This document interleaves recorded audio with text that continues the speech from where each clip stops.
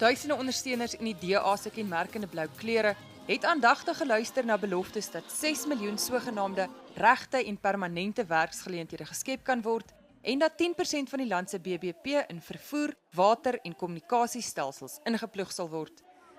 Die DA sê sy geskiedenis in die Wes-Kaap, waar die party aan bewind is die bewys dat hy beter kan regeer as die ANC. Hulle erken die vordering wat Suid-Afrika gemaak het sedert die einde van apartheid, maar sê dit is nou tyd om op die toekoms te fokus. We welcome everyone to the ranks of the Democratic Alliance, committed to building one nation with one future.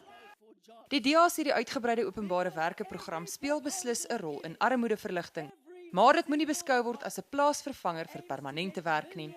Die party sê werk moet deur entrepreneurskap geskep word en dit moet dus makliker vir sakelui gemaak word om nuwe ondernemings op die been te kry en ondersteuning aan hulle te verskaf. Die stryd teen korrupsie is 'n belangrike deel van die DA se manifest en hulle sê behoorlike onderrig is deel van die plan om korrupsie te stuit. The DA has a plan to bring about equal education opportunities for all South Africans within one generation.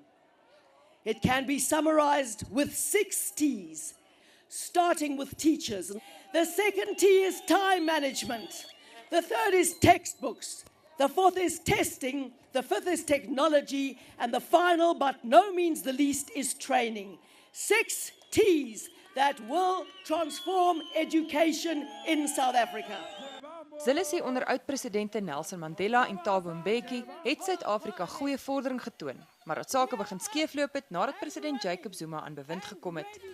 Die party hoop om na die algemene verkiesings minstens 3 provinsies te regeer.